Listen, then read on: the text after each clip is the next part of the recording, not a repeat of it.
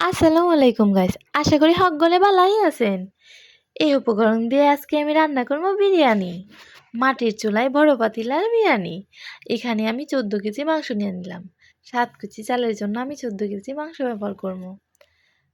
মাংসগুলো ভালো করে ধুয়ে নিলাম। তারপর মাটির চুলায় কড়াই বসায় এতে পরিমাণ মতো তেল দিয়া মাংসগুলো ভাজা নিলাম। মাংসগুলো ভাজার সময় খেয়াল করবেন যাতে অল্প পরিমাণের মরিচ গুঁড়ো ব্যবহার করা হয়। এতে করে মাংসটা ভাজতে ভালো হয় আর দেখতেও সুন্দর হয়। মাংস ভাজা দিলে হয় কি আপনাদের মাংসটা আস্ত থাকে, যার ফলে খাইতেও ভাল লাগে, মাংসগুলাও গলা গলা হইব না। তাই একে একে মাংসগুলা ভাজা নিলাম। ভাজা হয়ে গেলে অন্য একটা কড়াইতে আবার পেঁয়াজ কুচি দিয়া নিমু। পেঁয়াজগুলারে ভালো করে লাল লাল করে ভাজা নিমু, কারণ পেঁয়াজ দিয়ে আমি বেরেস্তা বানামু। তাই পেঁয়াজগুলারে ভালো করে ভাজা শুরু করলাম। আস্তে আস্তে পেঁয়াজগুলা হালকা জাল দিয়ে সেটা যখন লাল লাল হয়ে গেল উঠায় নিলাম। উঠায় একটা বাটিতে রেখে দিব। বাটিতে রাখার পর আমি অন্য একটা বড় একটা হাঁড়িতে 1 লিটারের মতো তেল দিয়া, তারপর 1 কেজির মতো পেঁয়াজ, প্রায় 1 কেজির কাছাকাছি পেঁয়াজ দিয়ে নিলাম। পেঁয়াজ কুচি দেওয়ার পর কিছু কাঁচা লঙ্কা দিয়ে দিলাম। দিয়া এগুলারে ভালো করে নাড়াচাড়া করবো। ভালো করে নাড়াচাড়া করার পর এখানে আমি পেঁয়াজ লাল হওয়ার পর গরম মশলা ব্যবহার করব, এলাচ দারচিনি ব্যবহার করলাম। তারপর এখানে আমি 250 থেকে 300 গ্রামের মতো আদা বাটা, আবার 250 থেকে 300 গ্রামের মতো রসুন বাটা ব্যবহার করলাম। আপনারা চাইলে কম বেশি ব্যবহার করতে পারেন। কিন্তু এই মশলাগুলো দিয়ে রান্না করার পর আমার বিরিয়ানিটা মাশাআল্লাহ অনেকটা পারফেক্ট হয়েছিল, যা আপনারা দেখতে পারবেন। আমার পুরো ভিডিওটা স্কিপ না করে দেখবেন। আমি নতুন, আপনাদের কাছে এটাই আমার চাওয়া, আপনারা আমাকে ভালোবাসা দিবেন। তারপর ভালো করে নাড়াচাড়া করার পর এখানে আমি 1 লিটারের মতো দুধ ব্যবহার করলাম। মশলাটার সাথে সাথে দুধটা যখন কষানো হয়ে যাবে, এই পর্যায়ে কোনো পানি ব্যবহার করতে হবে না। তারপর এখানে তেজপাতা দিয়ে নিলাম। তারপর এখানে প্যাকেট মশলা ব্যবহার করলাম। 7 কেজির জন্য এখানে আমি 6টা প্যাকেট মশলা ব্যবহার করব। 3টা প্যাকেট মশলা আমি প্রথমেই দিয়ে দিলাম।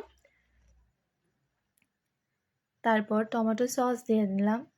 বিরিয়ানিতে চেষ্টা করবেন সব সময় টমেটো সস ব্যবহার করার জন্য, এতে করে বিরিয়ানি টেস্ট ভালো আসে।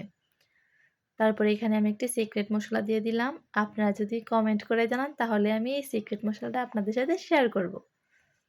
তারপর এখানে আমি ধনিয়া গুঁড়া ব্যবহার করলাম।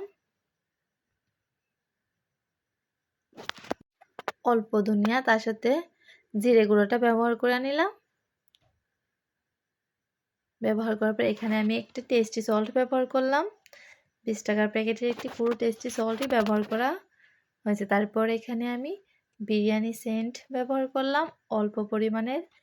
আসলে এই সেন্টটা দিলে বিরিয়ানির গ্রানটা খুবই ভালো আসে।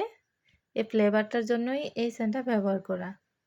আপনারা চাইলে স্কিপ করতে পারেন, কিন্তু দিলে বিরিয়ানির গ্রানটা খুব ভালো আসে। তারপর এখানে ফুটন্ত গরম পানি ব্যবহার করলাম। 7 কেজি চালের জন্য এখানে আমি 14 কেজি পানি ব্যবহার করছি। পানি ব্যবহার করার পর বাকি যে মশলাগুলা, প্যাকেট মশলাগুলা রেখে দিয়েছিলাম, ওইগুলো এখন দিয়ে নিব। এখানে চাল ব্যবহার করলাম।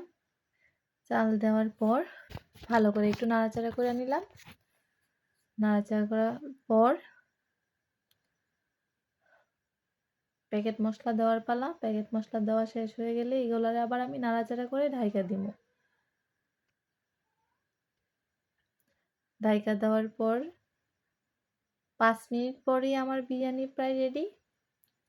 এখন আমি নামাই নেব। নামাই নেওয়ার পর ঢাকনার উপর কয়লা রেখে ঢাইকা রাখছিলাম প্রায় 10 মিনিট। তারপর বেরেস্তাগুলো অফ ক্যামেরায় আমি ছিটাই দিছিলাম। তারপর মাশাআল্লাহ দেখুন আমার বিরিয়ানিটা কতটা ঝরঝরা হয়েছে। দোয়া করবেন, সবাই ভালো থাকবেন, আমার পাশে থাকবেন। আমি নতুন, আমার কোনো ভুল হলে ক্ষমা সুন্দর দৃষ্টি থাকবেন। আল্লাহ হাফেজ।